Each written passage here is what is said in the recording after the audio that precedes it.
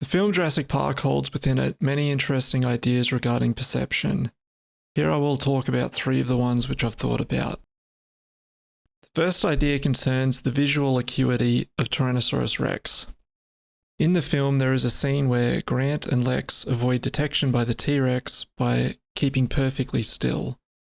Grant briefly describes to Lex that the visual acuity of the T-Rex is based on movement. I don't think it was ever immediately self-evident to me what visual acuity meant, so I approached this as a mystery to explore to see what I could figure out. Firstly, I looked up what acuity actually means. Basically, the sharpness or keenness of thought, vision, hearing, etc.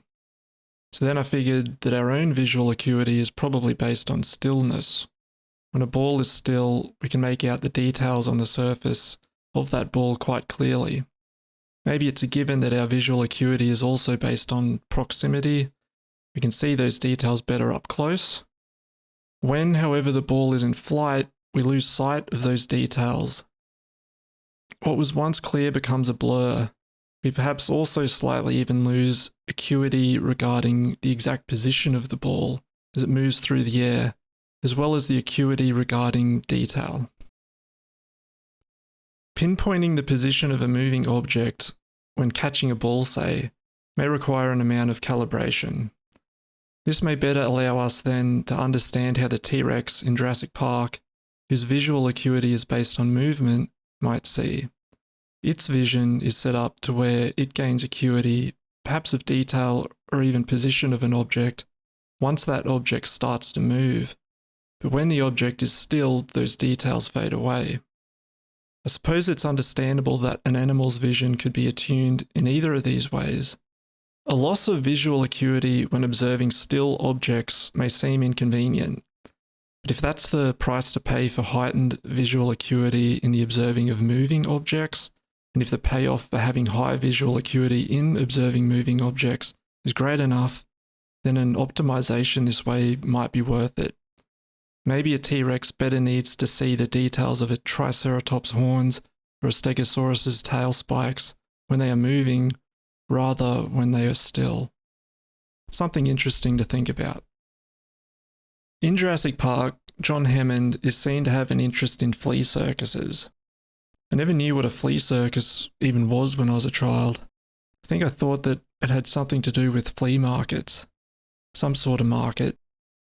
In watching the scene from Jurassic Park again as an adult, however, John describes, when talking about flea circuses, a collection of miniature circus attractions, a trapeze, a carousel, and a seesaw, all of which are motorized. Attached to these attractions are most likely dead fleas, which perhaps, owing to our own visual acuity based on stillness, become in motion, difficult enough to see in terms of detail, to where they become slightly blurred. Supposedly the viewer then, if they are in a state of believing that these fleas are alive, can kind of fill in the missing detail with their imagination and achieve a perception of the fleas as if being alive.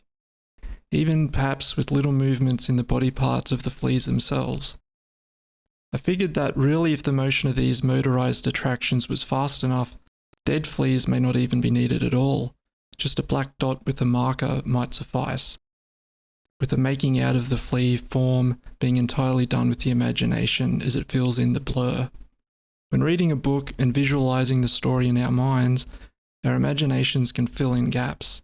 The flea circus can demonstrate how our imagination can fill gaps in our active perception of the actual world. This can be affected by what we believe is to be there in the first place, a level of engagement with these beliefs, and how blurry the image or object is.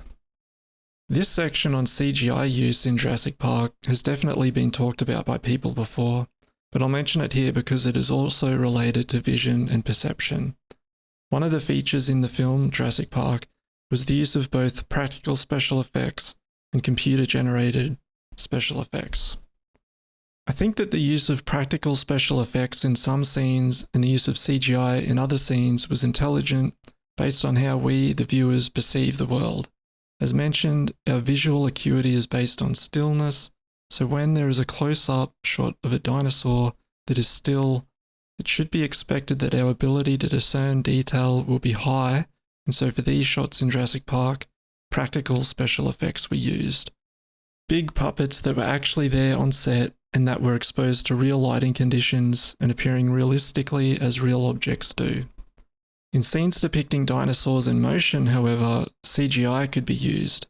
Computer-generated dinosaurs aren't as realistic in terms of their detail, but in a moving CG object, their details are naturally obscured anyway, a kind of motion blur.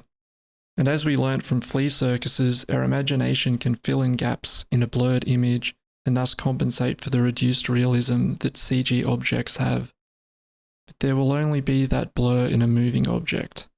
It's interesting to think that our own visual acuity determined where practical special effects were used and where CGI was used. It's also quite noticeable in films when the filmmakers are or aren't following this idea. Okay, I hope you found that interesting. Let me know what you think in the comments. Have a good day.